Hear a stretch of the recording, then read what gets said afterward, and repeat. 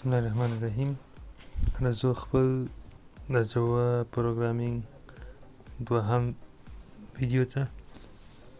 دلته راځو زده کوو چې څنګه موږ کولی شو خپل جاوا پروګرام رن کړو، ولیکو او داسې نور. هغه وروسته بیا یو څه مثالونه به ورکړم. ښه، زما نوم ارشاد رحیمي ده او تاسو ته د IK ټوټوریالز وړاندې کوونکی.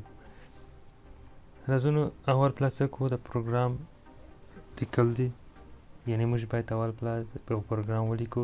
دا چې څنګه ولیکو، چیرې ولیکو، هغه بیا وروسته راځو. دوم، کله چې پروګرام ولیکل سو هغه باید څه وکړو، باید کود ته باید ترجمه کوو. دریم باید موږ څه وکړو، دغه باید کود میموري ته باید راولو یا لود کړو. باید کود باید ویریفای کړو، آیا کوم خطر لري، کوم اشتباه، کوم مشکل شته که نه. او هغه وروسته باید کله چې دا کار وسو نو خپل پروګرام باید څه وکړو، اکزیکیوټ کړو یا هم اجرا کړو. فرض مثال وایي د جاوا د پروګرام د لیکلو او اجرا کولو روش او طریقه. زموږ اول چې دی کریټینګ ا پروګرام او یا هم یو پروګرام لیکو. فرض مثال تاسو دغه مثال ته وګورئ چې موږ یو کلاس جوړ کړی دی د مای کلاس په نامه. په دغه پروګرام کې هدف مو دا دی چې موږ څه وکړو، دغه پنځه عناصر څه وکړو، پرنټ کړو. نیم دی، ایج، کلاس، موبایل او ادرس. دا مثال بیا وروسته کار کړو. وایي لومړی باید د پروګرام انتخاب کړو او په یو ایډیټر او یا نوټپد پلس پلس، سبلایم ټکس، هر ټکس ایډیټر چې موږ لرو، موږ کولی شو خپل پروګرام هلته ولیکو چې دا کود ته موږ چې وایو سورس کود ویل کېږي. لکه دا مثال. وروسته کمپایلینګ ا جاوا پروګرامینګ ټو بایت کود. کله چې موږ دا پروګرام ولیکل نو موږ باید دا څه وکړو، د GVM په واسطه خپل د پروګرام کود بایت کود ته ترجمه کړو. نو لیکل شوي پروګرام باید د هغه د کلاس نوم او فایل نوم یو شان ذخیره شي. یعنې څنګه، وروسته بیا ورځو دا ته راځو مثال ته. کله چې موږ یو پروګرام لیکو، لکه دلته کلاس نوم چې دی مای کلاس دی. دغه مای کلاس باید یو شانې د زموږ د فایل کوم چې دا پروګرام موږ ثبتوو. وروسته بیا راځم دا یادوري کوم. مثلا د پروګرام نوم مای کلاس دی، نو باید د فایل نوم هم چې شي مای کلاس وي. د جاوا سورس کود په دات جاوا سره ذخیره کیږي. یعنی کله چې موږ خپل یو جاوا پروګرام کود ثبتو نو موږ هغه باید په دات جاوا باندې څه وکړو، ثبت کړو. لکه مثلا مای کلاس دات جاوا.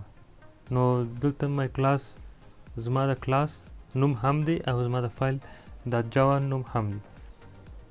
دا دلته چې تاسو ګورئ په دا عکس کې فیس 1 موږ چې کوو یو ایډیټ کوو. ایډیټر ته ضرورت لرو، لکه ټکس ایډیټر، نوټپد پلس پلس یا هم چې شي سبلایم ټکس، هر ټکس ایډیټر چې موږ څه وکړو، باید دا پروګرام ولیکو، د پروګرام کود ولیکو او ډیسک ته یې ذخیره کړو. پروګرام is created in an editor and stored on disk in a file whose name ends with .java.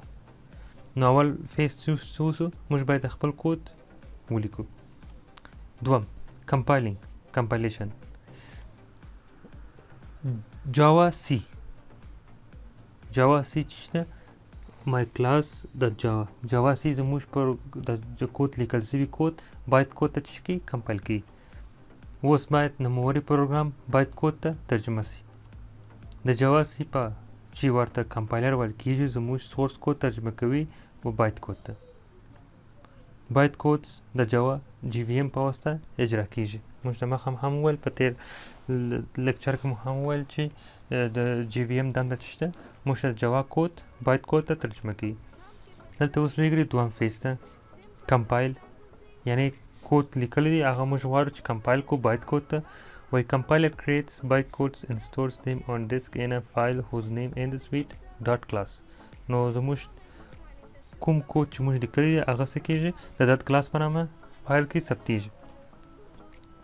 نوت: د جاوا باید کود انتقال وړ دی. بې له دې چې نوموړی جاوا کود بیا کمپایل کړو، کیدای شي په هر سیستم کې د اجرا وړ وي. یعنې موږ په په اول لکچر کې هم موږ ویلو چې پورټیبل مثال دا و چې موږ ویل د جاوا باید کود موږ کولای شو په هر سیستم کې رن کو. شرط دا دی چې په هغه سیستم یا ډیوایس کې موږ باید څه ولرو، جی پی ام ولرو. شرط دا دی چې په نومونې ماشین یا دستګاه کې د جاوا مجازي ماشین یا هم ورچوال ماشین، جاوا ورچوال ماشین باید ولرو. لودینګ ا پروګرام انټو میموري، د پروګرام میموري ته راوړل. جی پی ام د جاوا پروګرام په میموري کې ځای پر ځای کود نمایش کوو.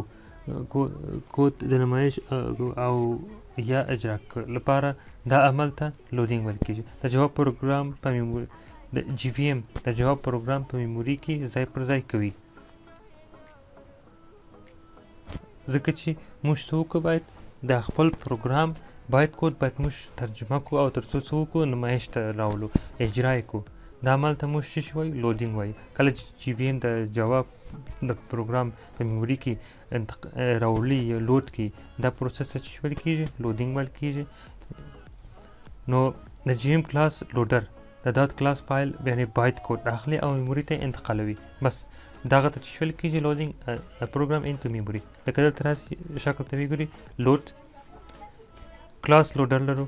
دا کلاس لودر څه کوي، زموږ هغه کوم ټکسټ چې سورس کوډ چې موږ د سو ټکسټ لکه نوټ پاد پلس پلس موږ لیکلي، هغه په داسې کې ذخیروي. دغه وروسته د څه کوي، کلاس لودر په واسطه میموري ته څه کېږي، پرایمري میموري مثلا هغه ته لود کېږي. وایي کلاس لودر reads dot class files containing bytecodes from disk and puts those bytecodes in memory.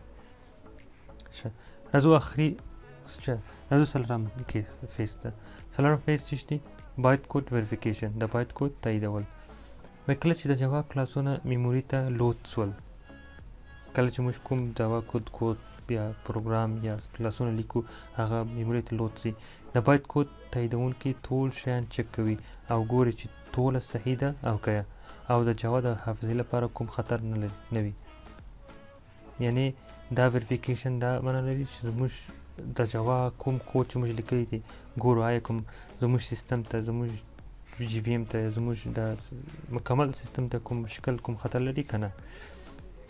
نو هغه ته موږ څه وایي، باید کود وریفیکیشن. دا څلورم فیس دی.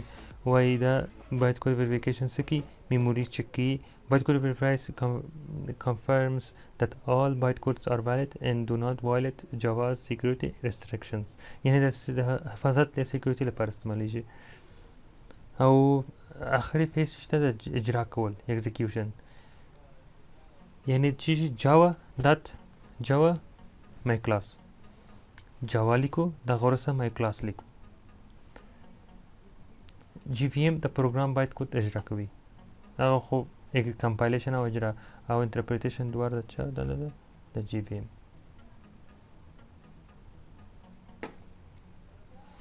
وایي جی پی ام د جاوا باید کود راخلي او د ځینو انټرپریټرونو په واسطه هغه اجرا کوي چې دا ته په یو وخت کې کمپایلیشن ویل کېږي. execution phase, Java virtual machine, memory. Why to execute the program that JVM reads bytecodes and just in time, JIT, compiles that translates them into a language that the computer can understand. As the program executes, it may store that values in primary memory. So that should give the bytecode interpretation. نو کوم پروګرام چې موږ رن کوو، هغه آوټپوټ یا نتیجه موږ ته باید داسې راسي. راځو اوس خپل پروګرام لیکو. مثال